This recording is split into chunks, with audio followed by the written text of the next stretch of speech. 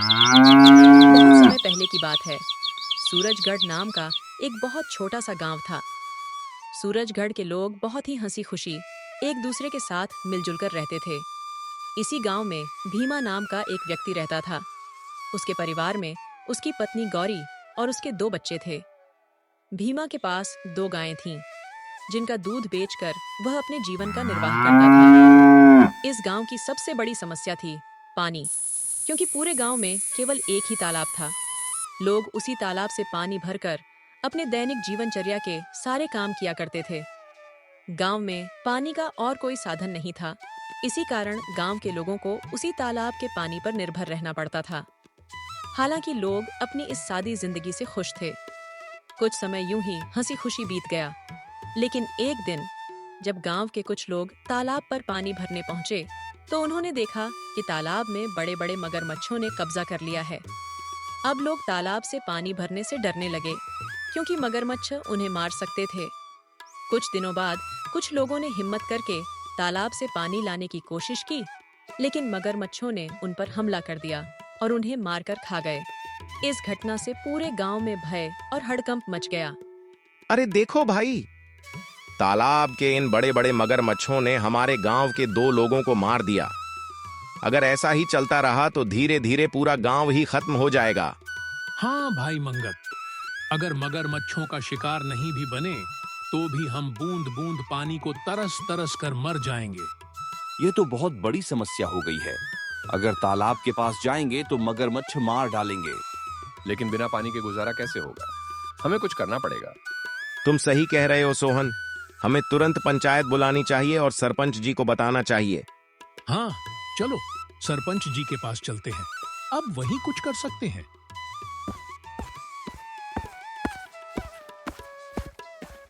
गांव के लोग मिलकर पंचायत में सरपंच जी के पास जाते हैं और अपनी पूरी समस्या बताते हैं।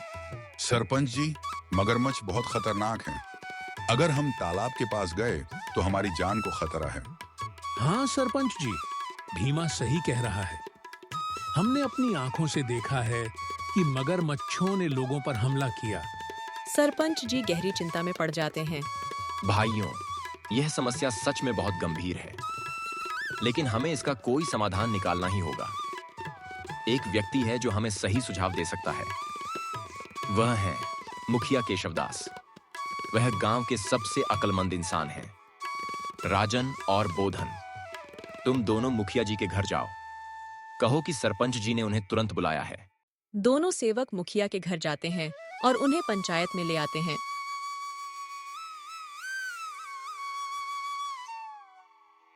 सरपंच जी, कहिए आपने हमें क्यों बुलाया? मुखिया जी, हमारे गांव के तालाब पर मगरमच्छों ने कब्जा कर लिया है। लोगों को पानी के लिए भारी परेशानी हो रही है। कृपया कोई उपाय बताइए। मुखिया केशवदास गहरी सोच में पड़ जाते हैं।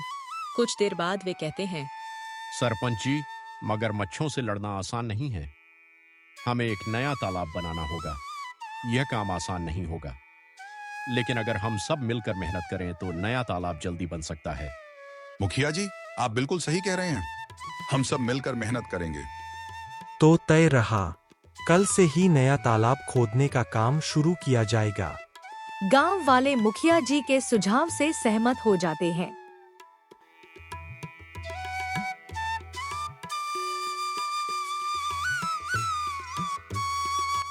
अगले दिन से सभी लोग मिलकर तालाब खोदने लगते हैं।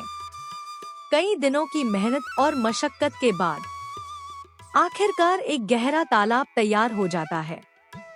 इसी बीच बरसात का मौसम भी आ जाता है। जोरदार बारिश होती है और नया तालाब पानी से लबालब भर जाता है। अरे भीमा, देखो हमारा तालाब कितना भर गया है। अब हमें उस मगरमच्छ वाले तालाब में जाने की जरूरत नहीं पड़ेगी। हाँ काका, आज मैं बहुत खुश हूँ। आखिरकार हमारे गांव को पानी की समस्या से निजात मिल गई। कुछ दिन यूं ही हंसी खुशी बीत जाते हैं। गांव वाले नए तालाब से बहुत खुश रहते हैं। लेकिन एक दिन गांव की खुशियों को जैसे किसी की नजर लग जाती है। सुनिए जरा, तालाब से 2 मटकी पानी भर लाना। घर में पानी खत्म हो गया है। और जल्दी आना। ठीक है गौरी, मैं अभी पानी लेकर आता हूँ।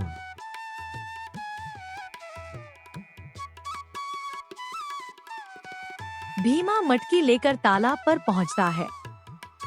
वहां वह देखता है कि मुखिया केशवदास गांव वालों से पैसे वसूल कर रहे हैं। भीमा एक आदमी से पूछता है, भैया, यह क्या हो रहा है? मुखिया जी किस बात के पैसे ले रहे हैं? अरे भाई भीमा, अब तालाब से पानी भरने के लिए पैसे देने होंगे। जो पैसे नहीं देगा उसे पानी नहीं मिलेगा। भीमा हैरान रह जाता है। जब वह पानी भरने आगे बढ़ता है तो मुखिया उसे रोक लेते हैं। रुको भीमा, पानी भरना है तो पैसे दो। लेकिन यह तो गांव का तालाब है। हमने सबने मिलकर इसे बनवाया है। अब नियम बदल गए हैं। यहाँ मेरे नियम चलेंगे। यह सरासर अन्याय है। मुझे कानून मत सिखाओ। जो नहीं मानेगा उसे पानी नहीं मिलेगा।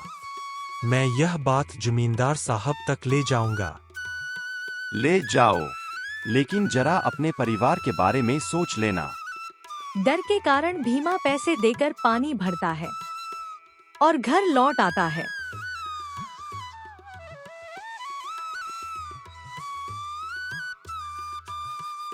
घर पर वह सारी बात गौरी को बताता है। यह मुखिया एक दिन जरूर सजा पाएगा। गरीबों की हाय उसे लगेगी। नहीं गौरी, ऊपर वाला सब देख रहा है। हर किसी को उसके कर्मों की सजा मिलती है। कुछ दिन बाद गांव में एक अनजान व्यक्ति आता है। बहुत प्यास लगी है, थोड़ा पानी पी लो। वह तालाब से पानी पीने की कोशिश करता है। रुको, पानी के पैसे दो। पैसे? पानी पर तो सबका हक है। यहाँ मेरे नियम चलते हैं। वह व्यक्ति बिना पानी पिए वहां से चला जाता है और सीधे जमींदार साहब के घर पहुंचता है। मेरा नाम अजय वर्मा है। मैं इस जिले का नया कलेक्टर हूँ। सारी बात सुनकर जमींदार साहब गुस्से में आ जाते हैं।